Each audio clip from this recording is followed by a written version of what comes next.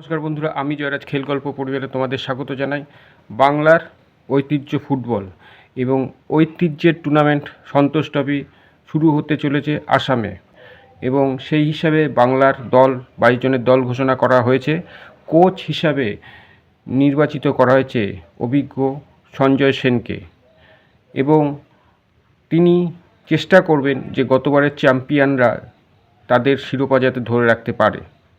বাংলার বিভিন্ন টিমের থেকে এবার দল নির্বাচিত করা হয়েছে, এবং তারুণ্য এবং অভিজ্ঞতার মাধ্যমে সঞ্জয় সেনের মগজাস্তের কম্বিনেশনে তারা কি পারবে তাদের শিরোপা ধরে রাখতে?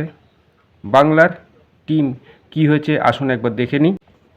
গোলকিপার রাখা হয়েছে সোমনাথ দত্ত, গৌরব সাই। ডিফেন্ডার বিকি থাপা, তন্ময় দাস, প্রশান্ত দাস, শ্যামল বেসরা, চাকু মান্ডি, মার্শাল রিঙ্কু, সুমন দে, বিক্রম প্রধান।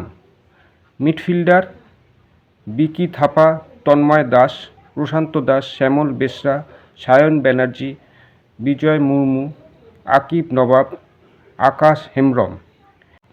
এবং ফরওয়ার্ড হিসেবে রাখা হয়েছে সুময় সোম, উত্তম হাসদা, করণ রায়, রবি হাসদা, নরহরি শ্রেষ্ঠা। মোটামুটি এই 22 জনের স্কোয়াড ঘোষণা করা হয়েছে সন্তোষ ট্রফির জন্য, এবং আশা করা যাচ্ছে অভিজ্ঞ সঞ্জয় সেন তার মগজাস্ত্র, তার বুদ্ধিমত্তা, ফুটবল জ্ঞানের দ্বারা এই প্লেয়ারদের নিয়ে আবার আমাদের বাংলাকে চ্যাম্পিয়ন করবে এবং আমাদের শিরোপা ধরে রাখবে। এখন দেখার তারা কিভাবে নিজেদেরকে মেলে ধরে। অবশ্যই এই যা টিম ঘোষণা করা হয়েছে তার মধ্যে একটা আশা করাই যায় যে বাংলা আবার হয়তো তার শিরোপা ধরে রাখতে পারবে, কারণ যা টিম ঘোষণা হয়েছে তাতে ইস্টবেঙ্গলের 8টি প্লেয়ারকে নেওয়া হয়েছে, এবং বাকি যারা প্লেয়ার আছে তারাও কিন্তু যথেষ্ট অভিজ্ঞ এবং ক্ষমতা রাখে যে কোনো টিমকে বেগ দেওয়ার।